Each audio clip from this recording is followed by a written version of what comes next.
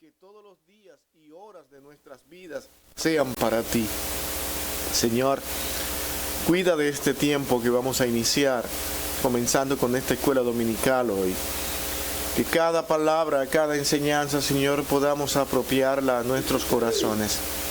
Cuida a los hermanos que están en camino y a nosotros aquí, oh Dios, que seas tú quien estés con nosotros. Te lo pedimos, oh Señor, porque confiamos en que tú eres nuestro director. Conoce todas las cosas. Limpia y guarda siempre nuestros corazones. En Cristo Jesús te lo pedimos a ti una vez más, todo con gracias. Amén. Párrafo 11 del capítulo 26 es lo que nos corresponde hoy analizar. Voy a pedirle a algún hermano de los que estamos aquí, por favor me ayude a leerlo.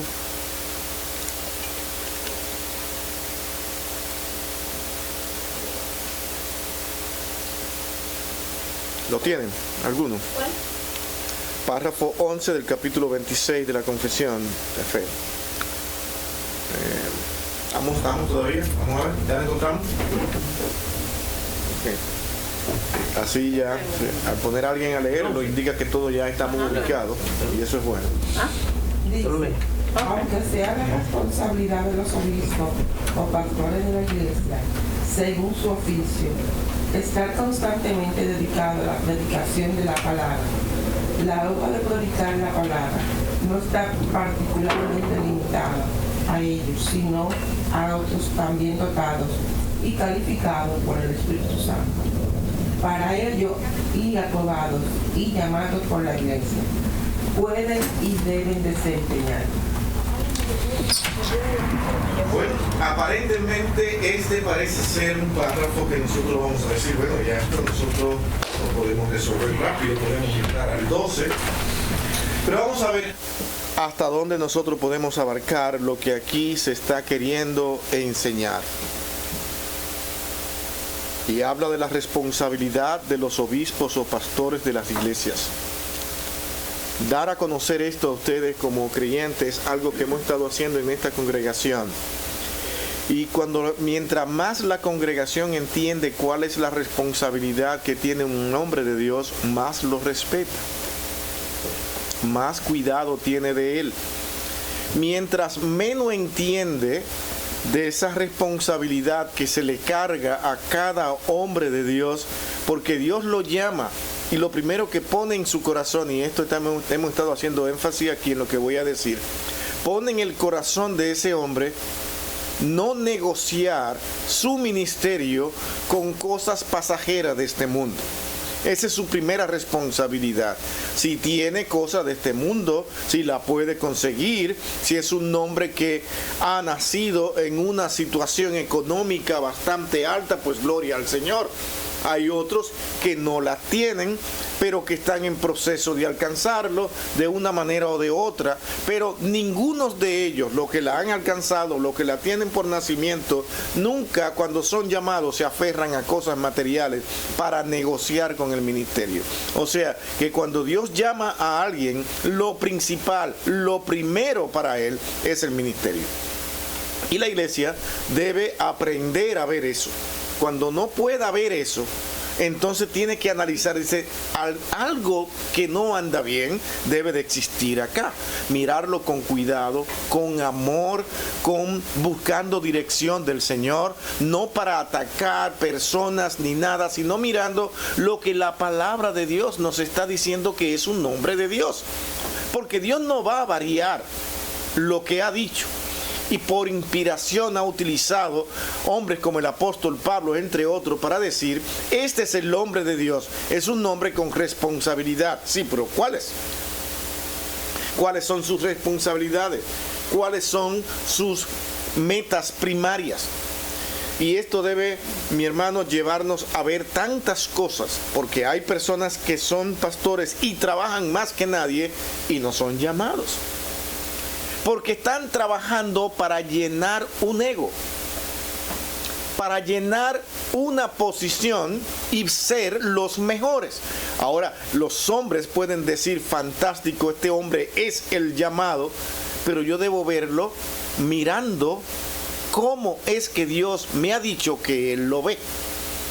Entonces ese hombre debe ser analizado, visto si lo que él está buscando es honra y gloria de los hombres con todo el trabajo que hace, o en verdad él quiere agradar a Dios. ¿Cómo sabemos eso? Su vida diaria, sus preocupaciones diarias, la manera en que habla, la manera en que se expresa. Vamos mirando cosas. ¿Cuáles son sus grandes preocupaciones? ¿Qué es lo que más le llama la atención? La edificación de los creyentes. Eso él no lo negocia. Él quiere ver que aún él tenga que sufrir lo que sea, él quiere ver que los hermanos están siendo edificados y que están recibiendo la palabra de Dios. Cuando esa persona tiene eso en mente, ¿sabe qué? Él va a decir, wow, lo que tengo que decir hoy va a ser muy duro, va a ser difícil, pero si no lo digo, nunca lo van a entender. No disfraza la palabra de Dios, no la hace liviana, sino que la dice con toda la pureza y demanda de la misma. Gran responsabilidad. Cuando una persona que está sentada en los bancos de una iglesia se da cuenta que ese hombre está arriesgándose, cuando comienza a hablar de lo que la palabra de Dios dice, da gracias al Señor. Pero si comienza desde allí a decir, ¿quién es él para decir eso? Tú te estás mirando a ti mismo, tu posición frente a Dios, te estás mirando enfrentado con la palabra de Dios y comienzas a descalificar al que lo está haciendo. ¿Por qué? Porque yo prefiero que me digan palabras poéticas, bonitas, agradables, hermosas, que no me ofendan, porque ¿por qué hay que ofender?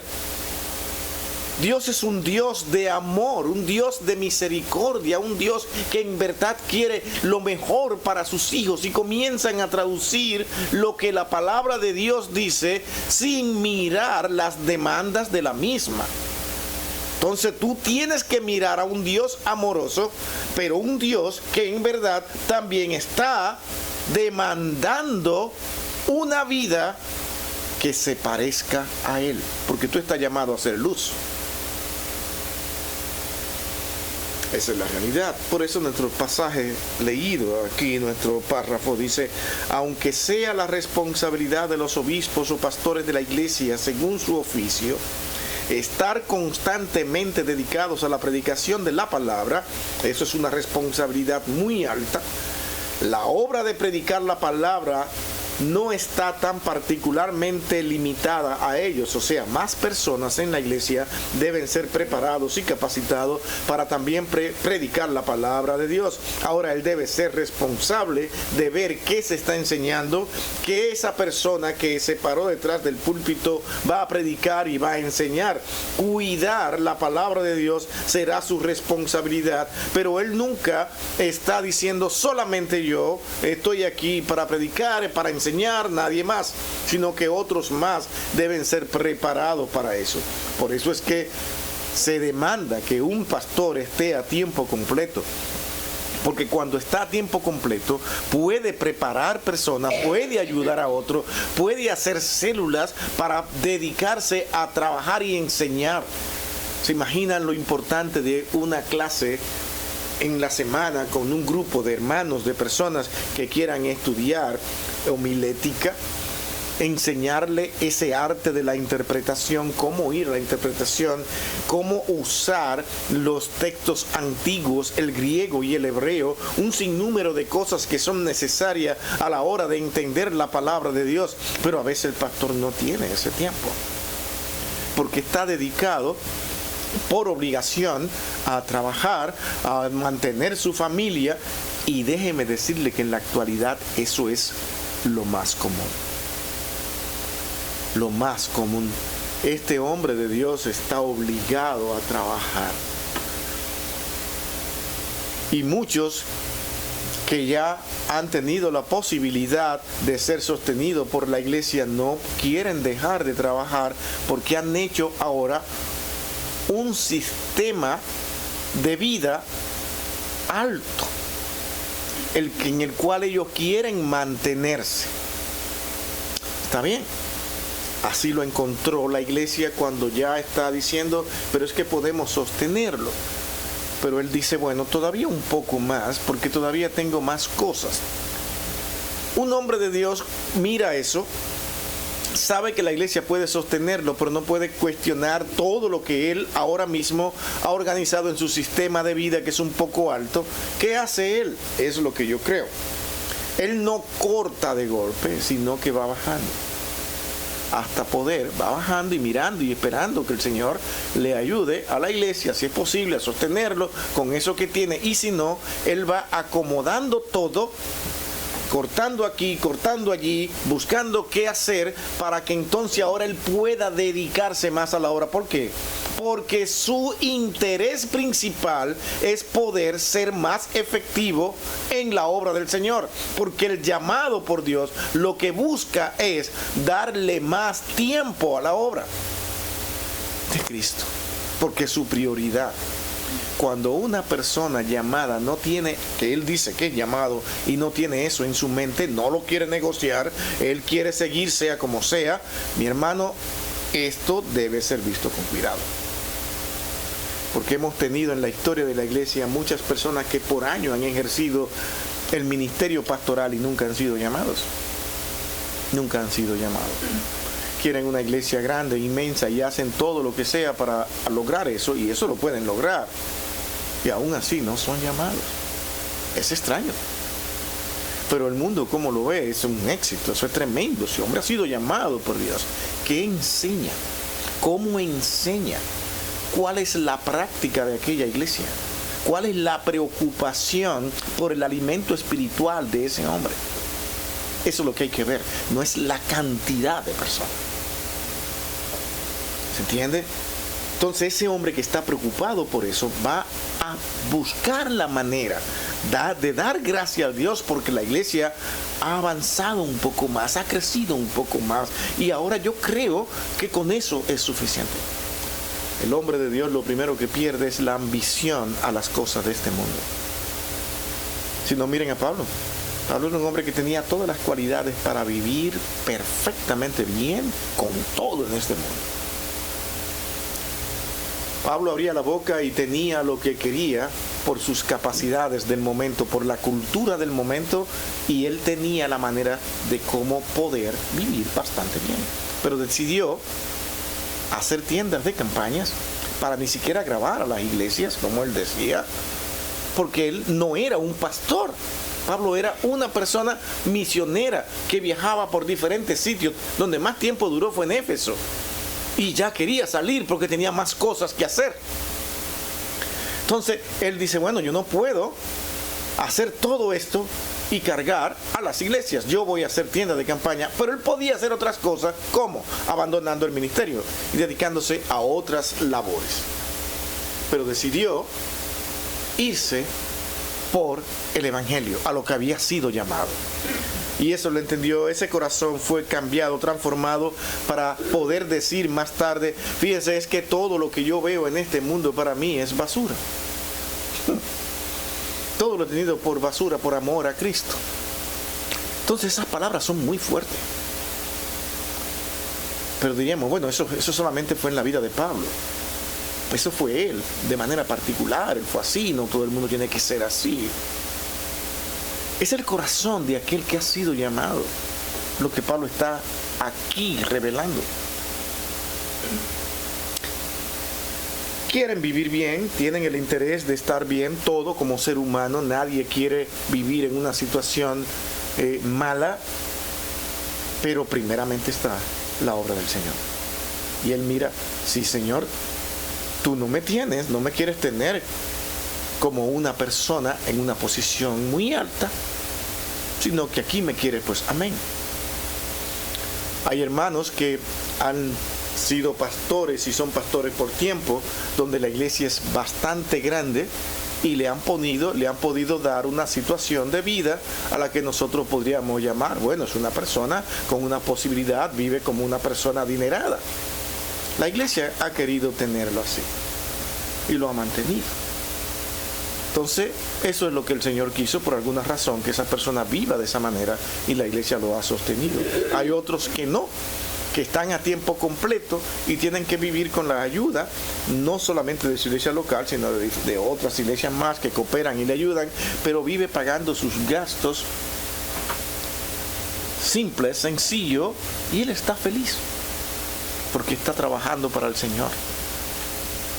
Y han pasado toda su vida en esa misma situación, donde sufren y tienen pesadilla cuando saben que el vehículo que ellos necesitan para transportarse se le puede dañar. Porque ahora, ¿cómo voy a pagar los gastos? Eso se llama ahora vivir por fe. Y no es fácil para un pastor en esta situación decir, hermanos, el vehículo se me ha dañado, es posible que tengamos una ofrenda especial, porque los hermanos normalmente, por la manera en que estamos viviendo en nuestra sociedad, lo que van a decir, ahí está, se está cumpliendo lo que los demás dicen. Él quiere vivir de nosotros, ahí está pidiendo ayuda ahora hasta para arreglarle el carro. Ya nosotros le pusimos un sueldo, ¿qué es lo que está pidiendo? No es fácil ser pastor.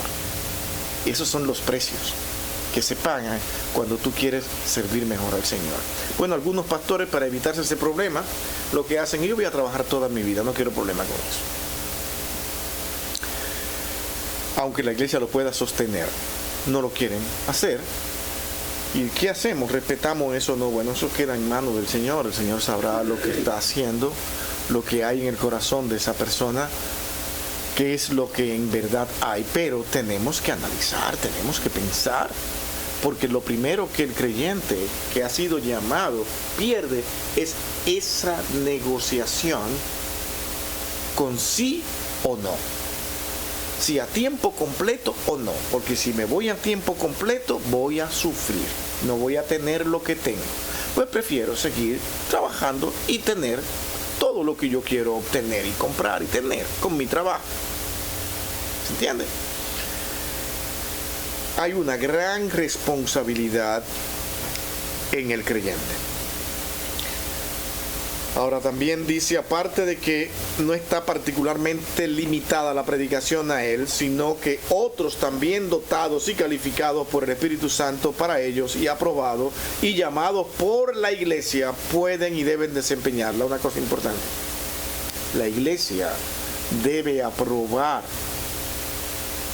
que esa persona pueda pararse ahí detrás del púlpito. Puede llamar al pastor, ¿cómo usted permitió que esta persona predicara? ¿Ven la responsabilidad de la iglesia y el pastor? Trabajar juntos. Que aquí nosotros traigamos una persona que empiece a hablar de evangelio de prosperidad y nosotros aquí ninguno creemos en eso, creo yo, ¿no? Estamos entendidos de que eso no viene de Dios, pero Él viene aquí a hacer todo eso. ¿Qué ustedes van a hacer? ¿Cómo usted trajo ese hombre aquí? Eso no somos nosotros, ¿cierto o no? Nosotros no hablamos así. Usted debió haber tenido más cuidado y están en razón. Esa es la actividad de la iglesia, cuidar de la iglesia de Cristo, aún de lo que su pastor haga. Se van a acercar a su pastor con mucho cuidado, pero se van a acercar. ¿Se entiende? Y van a decirle, este hombre no debió haber venido. Este hombre no debió pararse ahí a predicar. Es más, algunos hermanos se van a acercar a ese hombre y le van a decir, yo no sé cómo usted se paró detrás del púlpito, pero aquí no creemos eso. ¿Se entiende? Van a ir directo. Si no, pero que el pastor me invitó. Él sabía lo que usted creía, lo que ustedes pensaban. Ah, interesante. Ay, si este hombre le dice, sí, el pastor sabía perfectamente y él sabía que yo iba a hablar de esto, dice, bueno, pues ahora yo creo que tenemos que sacarlo a los dos. Eso es cuidar de la obra de Cristo. O sea, es una responsabilidad alta del pastor, pero no es menos de parte de ustedes. Ustedes ven lo que aquí hemos estado diciendo una y otra vez. Si el pastor tiene responsabilidad en predicar la palabra de Dios, en preparar hombres para que la prediquen, él debe vigilar cada predicación, cada enseñanza, y también la iglesia. ¿Estamos aquí? Para mí esto es importantísimo que se quede lleno, claro, porque vamos a tener que caminar con eso durante toda nuestra vida cristiana. Y si hemos aprendido eso y hemos entendido que esto es así, que la Biblia dice eso, entonces yo ahora, vaya donde yo vaya, yo tengo que ver eso. Porque yo voy a tener que cargar con esta enseñanza toda la vida, no porque aquí se la hemos enseñado, sino porque usted ha podido comprobarla a través de la palabra de Dios. ¿Ok? Vamos a ver si esto es cierto. Vamos a leer ahora los versículos, que son lo que más fuerza nos dan. Vamos a ir a la palabra de Dios, si en verdad la palabra de Dios apoya todo lo que nosotros hemos dicho aquí, o solamente estamos inventando y poniendo carga que no podamos llevar. O sea, más de lo que dice la palabra de Dios. Lo que hemos dicho aquí, ustedes ahora van a testificar y van a dar sus opiniones, si el Señor así lo permite y ustedes tienen el interés de hablar, si esto en verdad es así. Y vamos a tener a Primera de Pedro y a Hechos para hablar de esto. Hechos. Un libro de transición histórica de acontecimientos del transcurrir de la iglesia en el primer siglo, cómo se manejaron. Pedro por igual advertencia y enseñanzas a la iglesia que deben ser tenidas en cuenta. ¿Qué dicen estos textos? Por ejemplo, Hechos 8:5. ¿Quién lo tiene primero? Entonces Felipe, descendiendo a la ciudad de Samaria, les predicaba a Cristo. Felipe no era pastor, ¿verdad que no?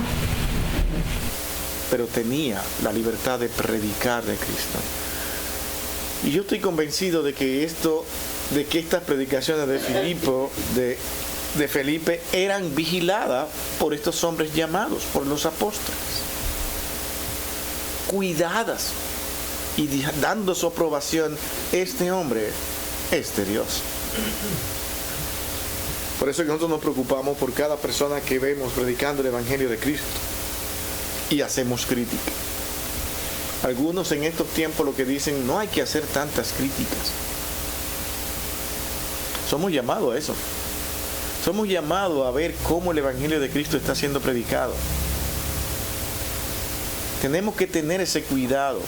Y sobre todo, hermanos, sí, debemos hacerlo con amor, con misericordia, porque muchas personas puede que lo estén haciendo pensando que están bien, porque en el contexto cultural de las iglesias que vienen, nunca se le dio esa responsabilidad de ser cuidadoso con cada tema en la Escritura. Y ellos, bueno, pues comienzan a hablar según han sido enseñados y enseñan mal. 11, 19 al 21. Noten el transcurrir de la iglesia. Hechos 11, 19 al 21. ¿Quién lo tiene? Ahora bien, los que habían sido esparcidos a causa de la persecución que hubo con motivo de Esteban, pasaron hasta Fenicia, Chipre y Antioquía, no hablando a nadie la palabra, sino solo a los judíos. Pero había entre ellos unos varones de Chipre y de Cirene, los cuales, cuando entraron en Antioquía, hablaron también a los griegos, anunciando el Evangelio del Señor Jesús. Y la mano del Señor estaba con ellos, y gran número creyó y se convirtió al Señor. ¿Vieron lo que estaba haciendo la iglesia? No eran solo los ministros acá. La iglesia. Los convertidos. Los que aprendieron. Salieron a predicar. Dicen, vamos a predicarle solamente a los judíos. Esa es la iglesia caminando en todo ese primer siglo. Pero el Señor tenía preparado algo más. Que le van a predicar también a los gentiles. Y allí no perdieron tiempo. También le predicaron el Evangelio de Cristo. No tenían temor. Cosa que Dios hace en las personas que Él ha hecho sus hijos. Amor a predicar la palabra de Dios. A darla a conocer. Lo que han aprendido lo dan a conocer. La iglesia se caracterizaba en ese primer siglo por predicar la palabra de Dios. Y los hombres llamados por Dios para enseñarla, para ponerla en línea de acuerdo a todo lo que era el proceso de Dios, trayendo las enseñanzas de las escrituras que tenían en ese momento, la enseñaban en acorde a ella y cuál era el proceso de tener ahora con Cristo. ¿Cómo debíamos aplicar todo lo aprendido, incluir a Cristo ahora en todas esas enseñanzas del Antiguo Testamento, de las escrituras que se tenían hasta ahora? Era una responsabilidad muy alta.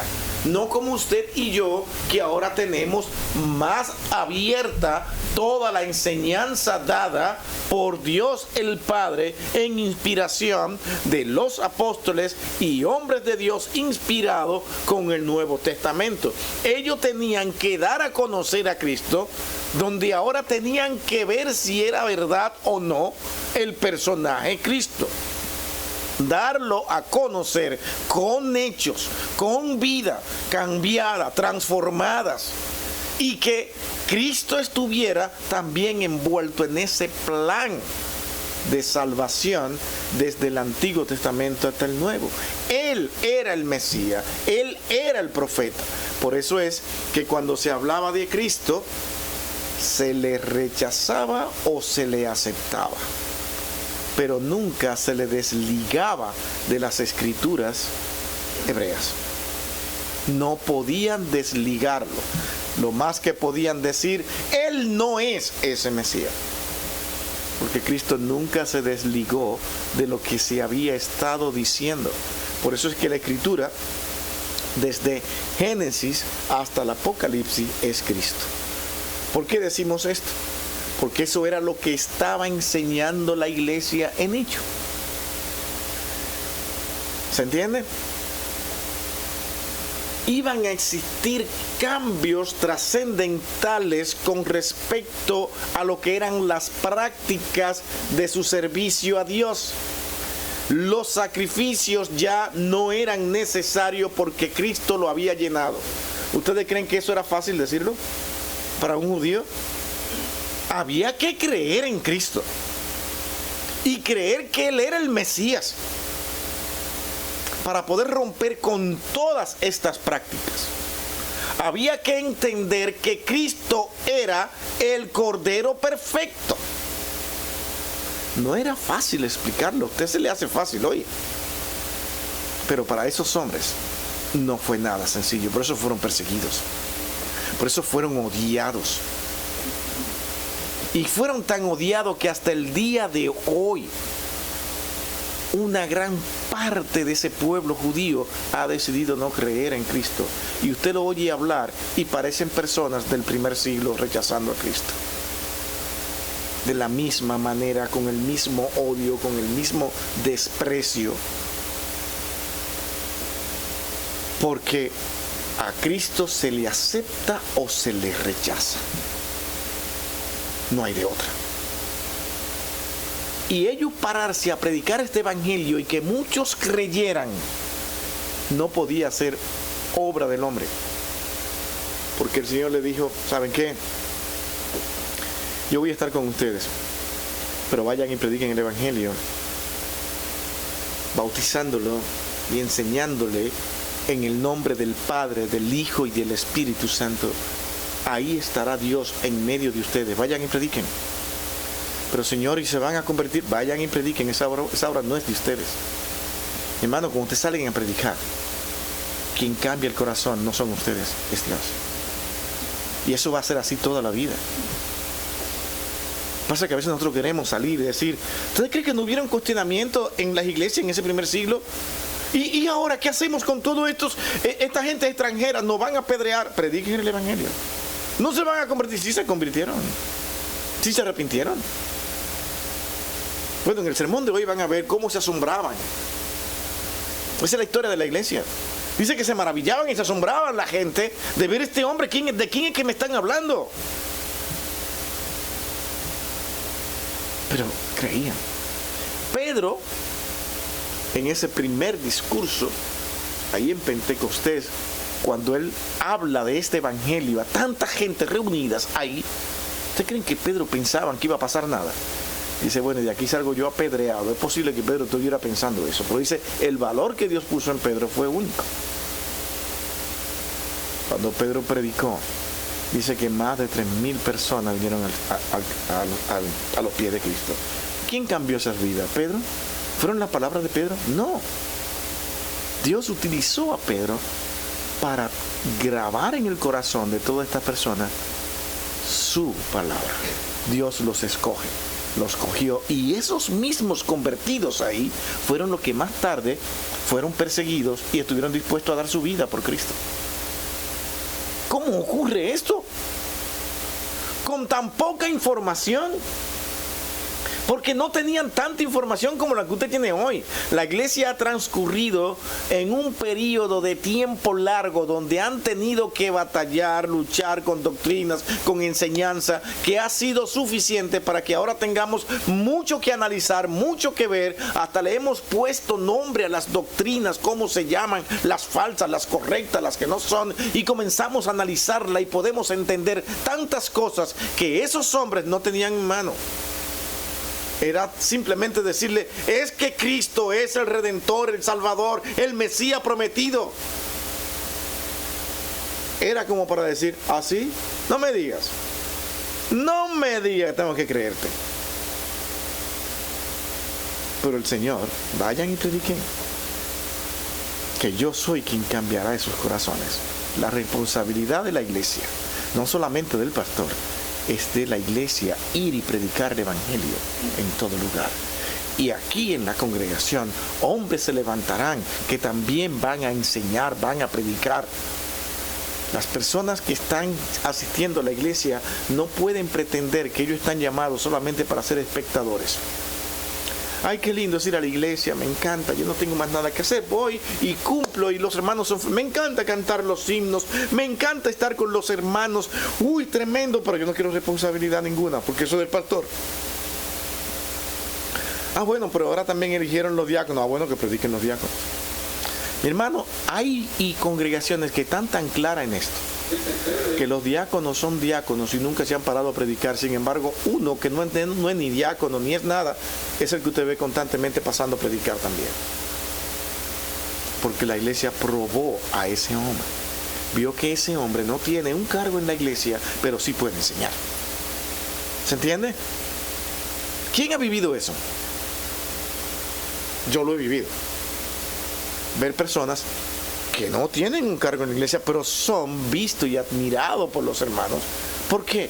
Por su apego al Señor, su apego a la palabra de Dios, su recomendación por los pastores y diáconos de la iglesia, y ese hombre se para esporádicamente a predicar en la iglesia. Lo hemos vivido eso, los que tenemos tiempo en el evangelio. Pero se ha enseñado a la iglesia.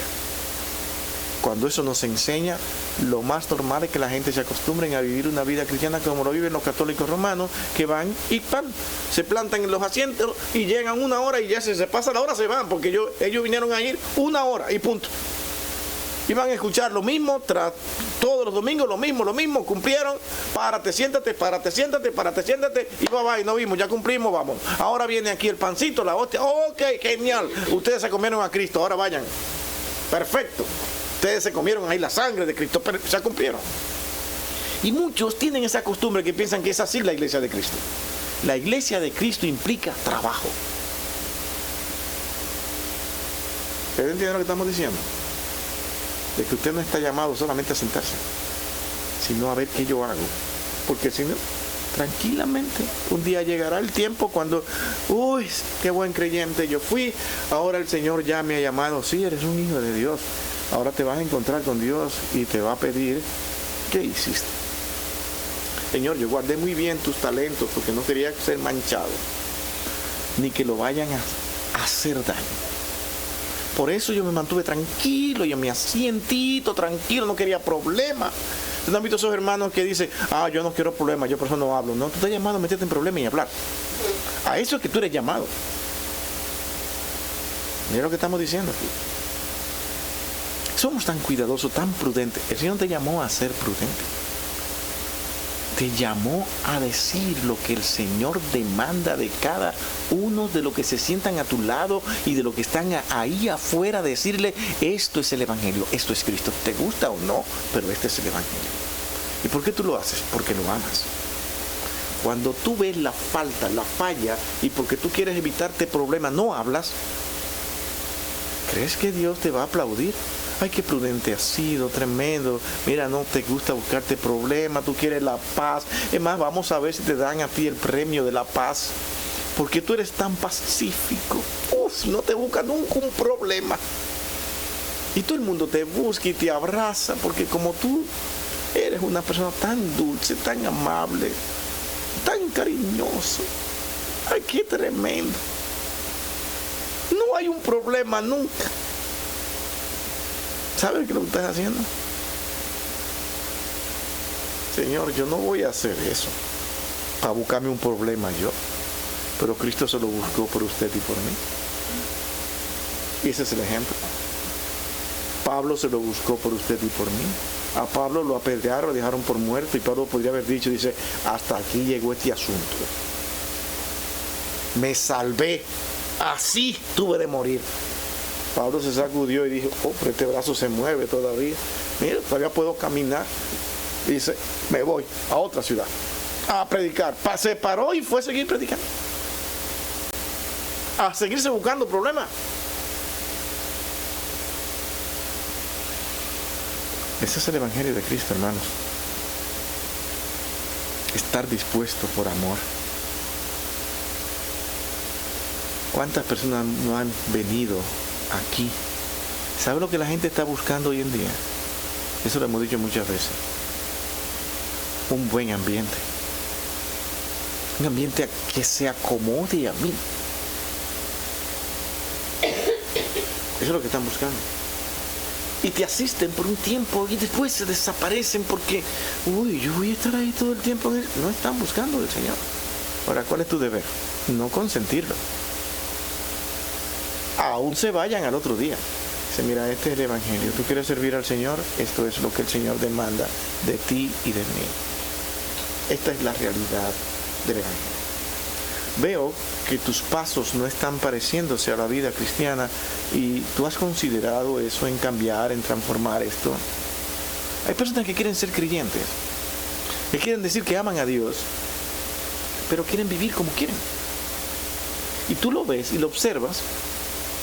Dice, esa tecla yo no la toco, yo no me meto ahí. Yo sé cómo está viviendo, yo sé, pero no. Porque si me atrevo a decirle, se va a ser mi enemigo, que se haga tu enemigo. Es mejor ser amigo de Cristo que del mundo, ¿cierto? Pero es que a veces no lo consideramos. Pero este es el Evangelio de Cristo. Miré a Pedro. Pedro viene de una escuela bastante fuerte. Pedro era muy introvertido. Un hombre dispuesto a lo que sea rápidamente. No pensaba mucho para hablar. Pero tuvo que aprender. Y Dios lo estaba preparando para que él enseñara con vida propia. ¿Qué dice en el 4, 10 al 11? ¿Quién lo tiene?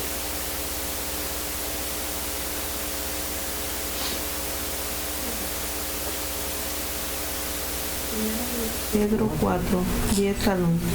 Cada uno según el don que ha recibido, administrelo a los otros, como buenos dispensadores de las diferentes gracias de Dios. Si alguno habla, hable conforme a las palabras de Dios. Si alguno ministre, ministre conforme a la virtud que Dios suministra, para que en todas las cosas sea Dios glorificado por Jesucristo, al cual es gloria e imperio para siempre, jamás. Amén. Miren a Pedro aquí. Prediquen, enseñen, pero cuidado como predican. ¿Sí lo pueden ver en el texto? Pero cuidado como enseñen, porque no es enseñar cualquier cosa.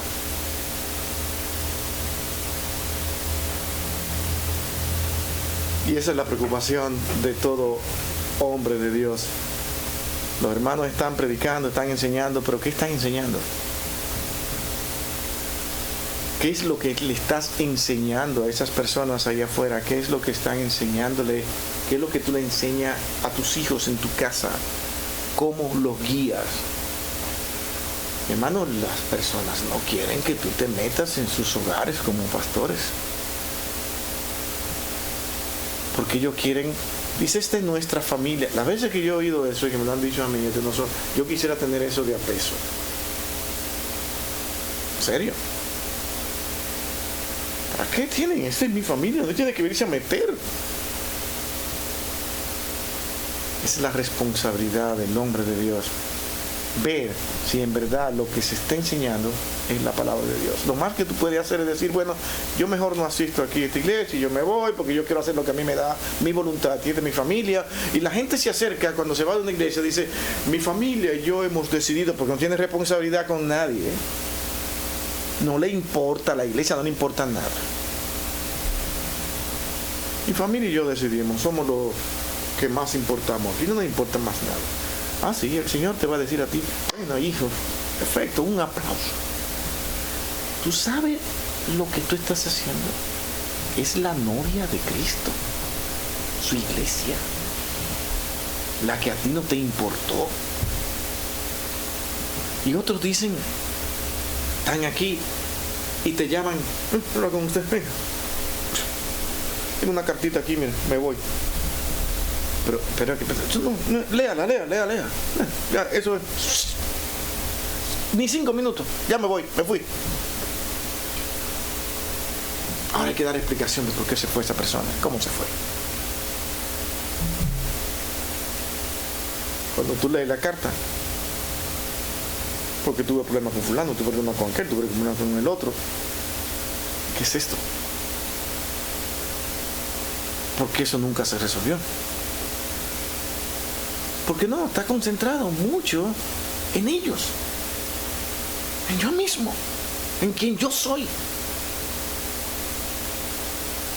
A la larga el Señor cobra eso y te hace ver que tus decisiones no fueron correctas.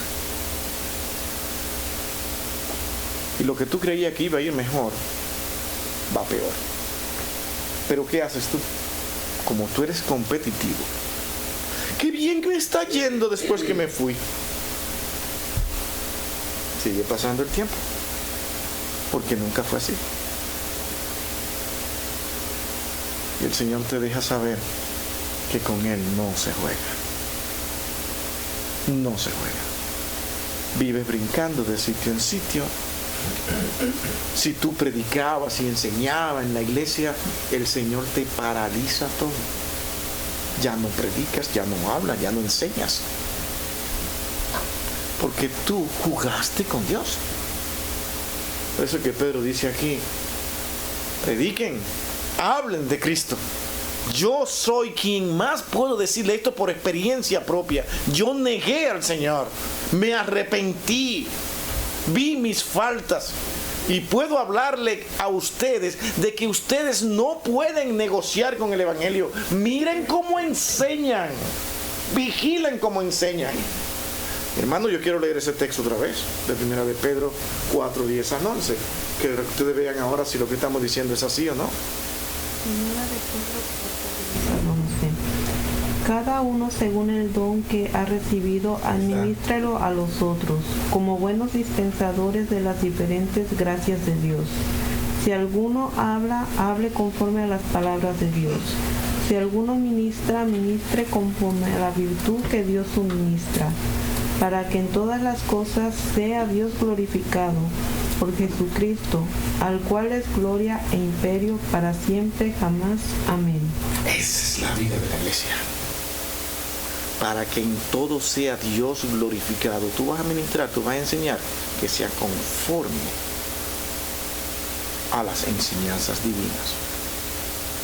Cuídate de decir otra cosa. Pedro no estaba jugando allí. Cuídate. No juegues con Dios. Vas a predicar, pero tú vas a decir, esto es lo que la palabra de Dios dice. pero que a fulano no le gusta que le digan eso, ni le hablen de eso. Entonces yo mejor voy a hablarle de otra cosa. Yo voy a hablarle de lo lindo que es estar en comunión con los hermanos, de lo dulce que es compartir. Eso es lo que quiere oír. Y de qué maravilloso es Dios, de cómo nos puede ayudar a conseguir tantas cosas. Todo lo que tú le pidas al Señor, eso es. Pero tú le estás hablando a una persona que está metida en el pecado, pero como no, ahí se va a herir mucho. ¿Qué va a enseñar esa persona a otros si esa persona necesita ser enseñada? Tú has perdido la oportunidad de enseñar a esa persona, mostrarle su pecado, y como él se cree bueno, porque en la iglesia no le dicen nada, ni nadie le dice nada, él va a enseñar exactamente esa misma forma de vivir. Ay, me encanta mi iglesia, ahí nadie se mete con nadie. Ahí lo principal es tu corazón. ¿Cuántos no han escuchado eso? No es lo que esté por fuera, no es lo que se vea. Esas cosas que se ven por fuera, no, pero lo que se ve por fuera es tu mala actitud, tu mala vida. Tus palabras, cómo tú te expresas. Tu andar. Cómo te cansas de que te hablen tanto de Cristo. Porque es así. No te podemos consentir en eso.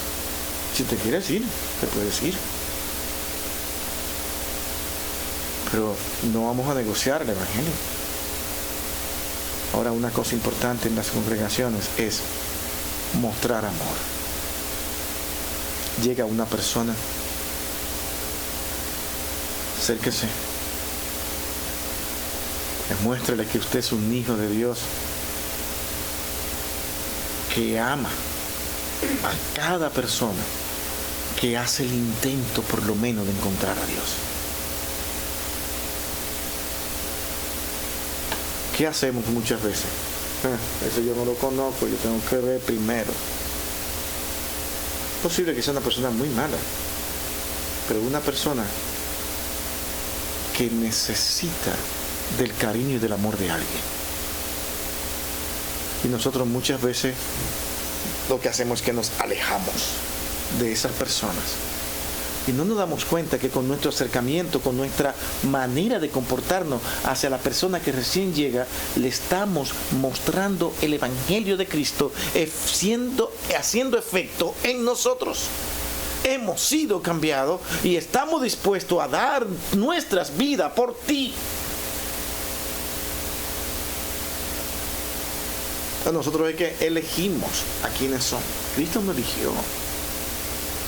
Eso fue lo que creyeron incluso sus discípulos. ¿Para qué tú hablas con esta mujer samaritana? ¿Sabes que no nos llevamos con ellos? Y ahí está él hablando con esa mujer samaritana. ¿Cómo es posible? No, pero eso son lo que yo quiero hablar.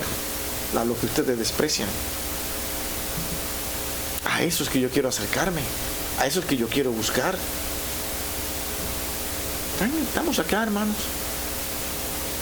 Esa es la realidad de la vida cristiana. Ahora yo quiero ver si alguien quiere aquí opinar y decirme que abundar un poquito más en el tema. No sé. Lo que voy a preguntar creo que no es un poquito con lo que está aquí, pero ¿quién era la mujer samaritana? ¿De dónde ella venía y por qué los judíos la despreciaban a ella? Como ahora no te podemos despreciar a otros. Bueno, su vida de lejos. Con esa división que hubo del reino, norte y sur, los samaritanos fueron parte de todo ese rechazo, porque queda Judá como los puros, se esparcen, y esa región de Samaria que se corrompe adorando ídolos y de todo, fueron rechazados y vistos como impuros por los judíos. Entonces ellos los rechazaban por eso. Esa es la explicación más rápida que te puedo dar. Pero los rechazaban porque los consideraban inmundos. El día de hoy los judíos se creen que el grupo exclusivo, y más si son los ortodoxos. Ustedes saben que para ese grupo de judíos ortodoxos toda la humanidad es suciamente asquerosa. Y no se lo dicen. Bueno, si son negociantes, te aman, qué sé yo qué, pero para que tú les compres. Pero ellos, en su ser, le di la mano a un corrupto hoy. Entonces, es la misma actitud que ellos tenían para los samaritanos. Ellos le quedaba más corto para ir a otro lugar pasando por Samaria. Ellos preferían dar una vuelta amplia, bastante larga, para no pasar por Samaria. Hasta ir al extremo. Se habían mezclado los samaritanos con otro grupo. Alguien se casó en una guerra ahí y de ahí salió la descendencia, una mezcla entre ellos. No eran 100% una raza pura, y eso era parte del problema del rechazo también. Después de esa división, todo nace de ahí.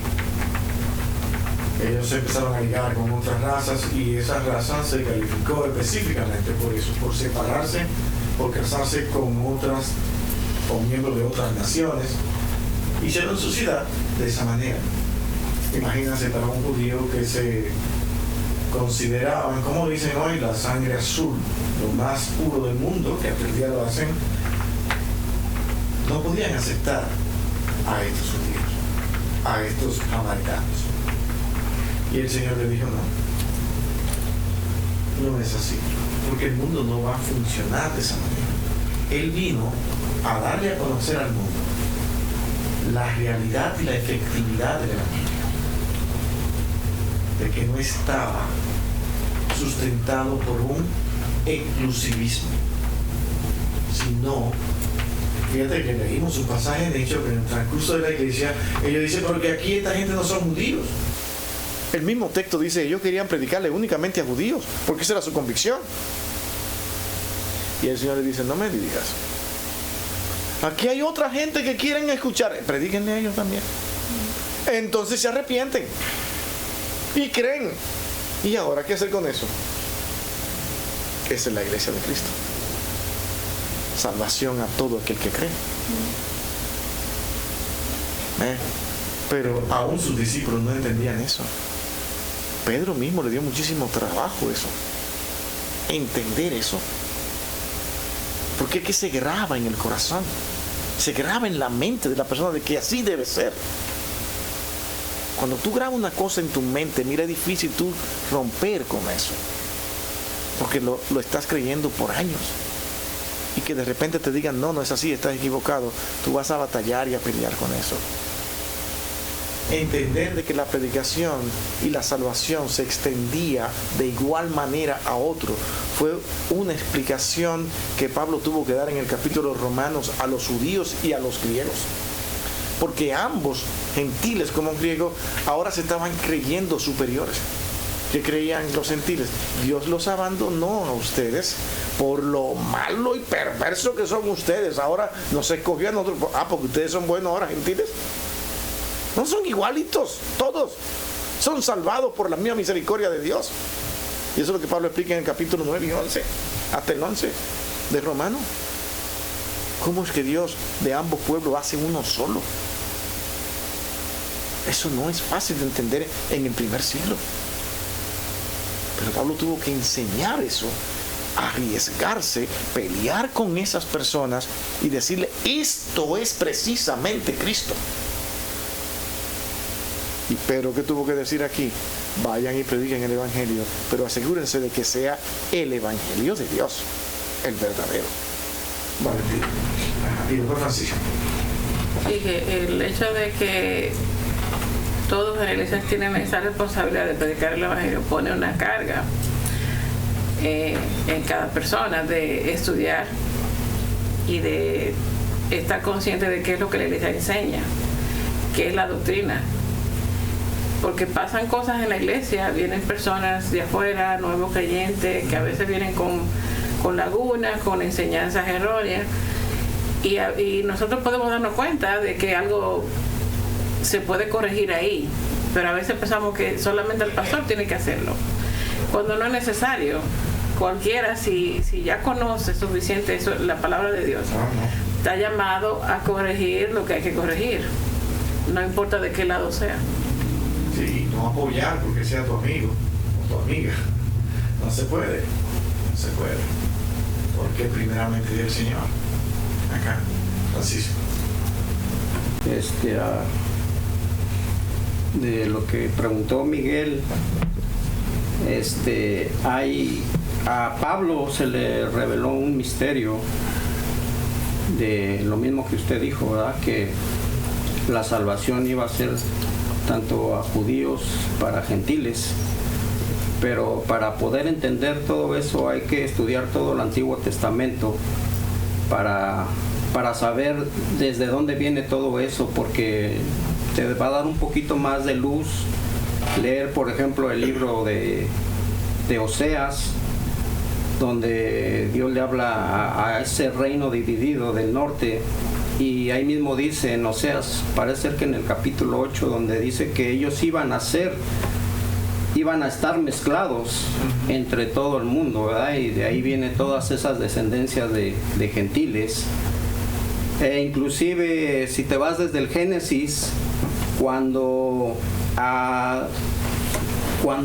Jacob le da la bendición a sus hijos de José, tanto a Esaú como a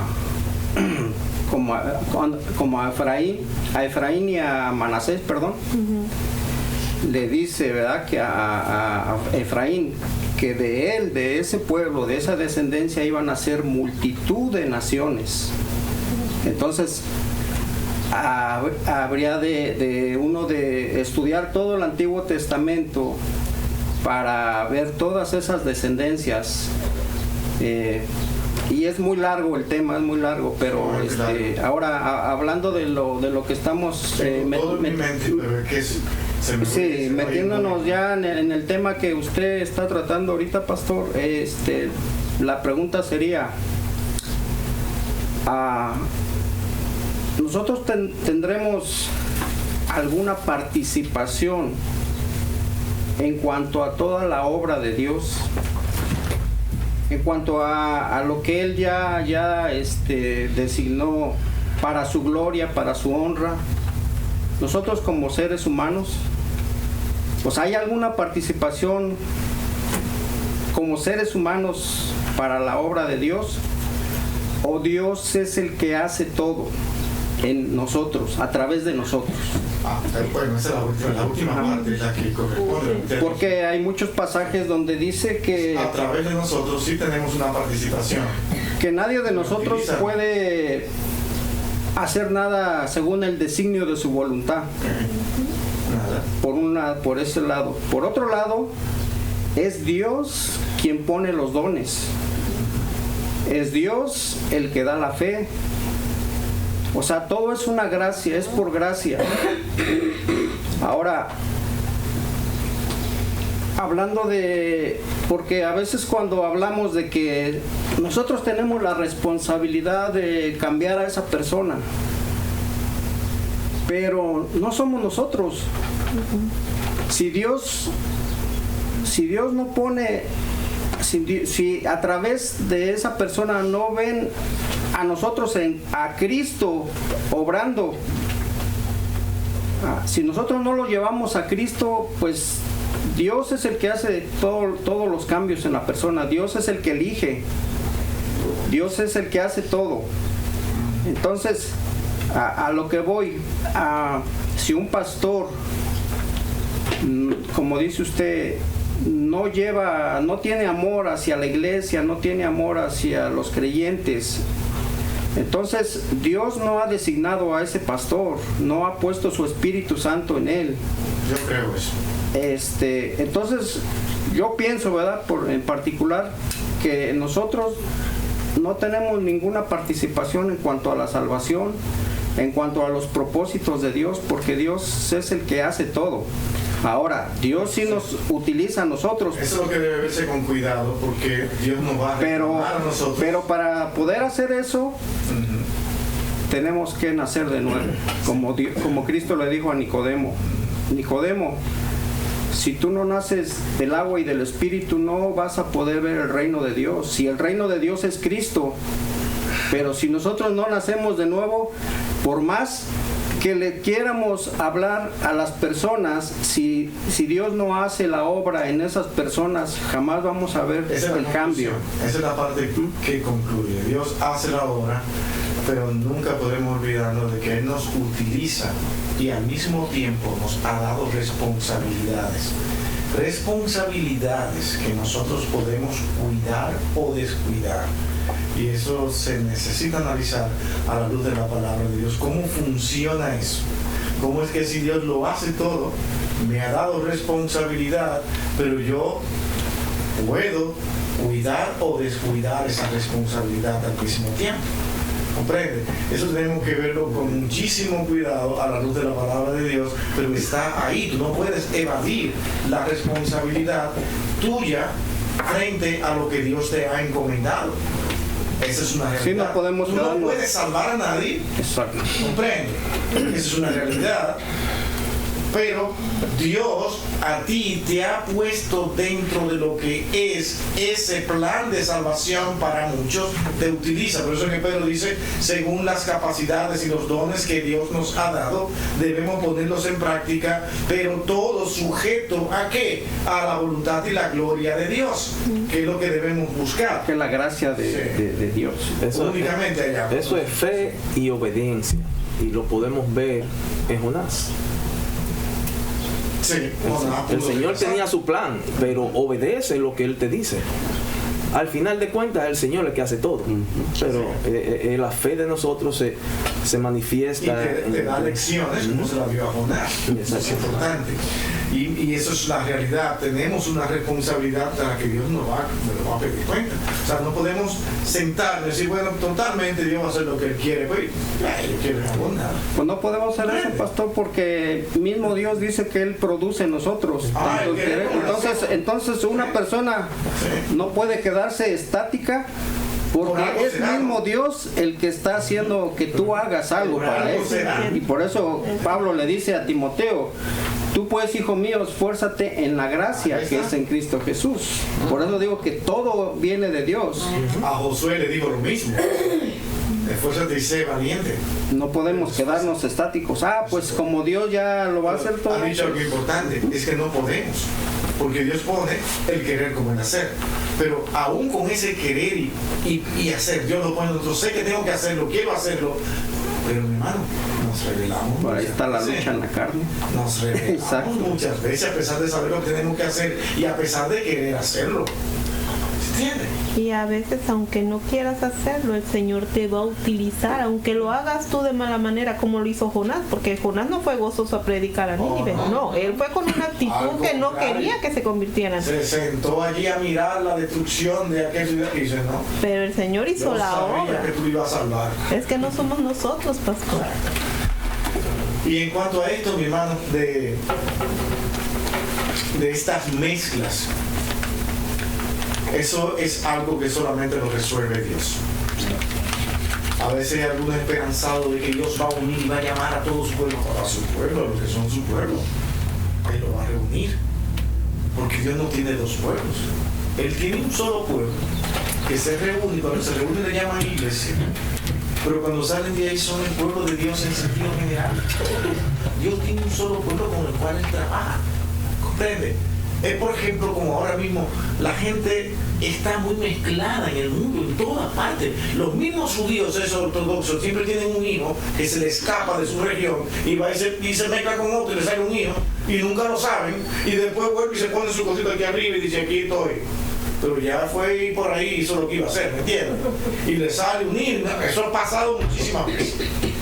¿Entiendes? Se mezclan uno con otro, nunca han podido controlar eso. Ahora Judá, como fue el pueblo más rescatado, ellos pretendieron ser los mejores, los más exclusivos, y no se podía, porque siempre hay algunos u otros que se escapan y se mezclan, oculto o abierto, ¿entienden? Esa es la realidad. Es como por ejemplo, ustedes se ponen a mirar, ahora todo el mundo quiere al Papa, lo han elegido, termina siendo francés, italiano, y ¿saben hasta qué está diciendo? Hasta dominicano. Peruano, ¿cuántas nacionalidades tiene? Porque de una manera o de otra se ha relacionado con diferentes razas. Y sus padres dicen que su padre es francés, la mamá es italiana, otros dicen que no, que aunque vivió en Italia, ella nació en República Dominicana y la mujer ahora resulta ser italiana y dominicana, mamá de papá.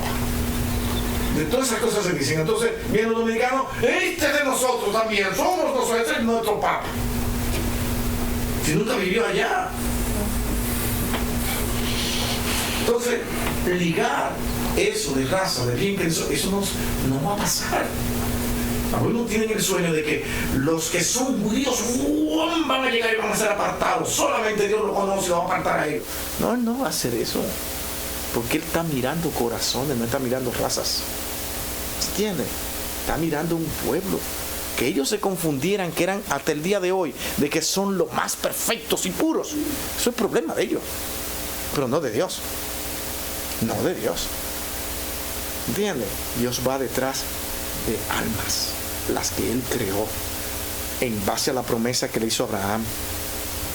Abraham, te digo algo, que muchos van a ignorar y lo van a despreciar, pero tú serás padre de naciones. ¿Y a quiénes escogió?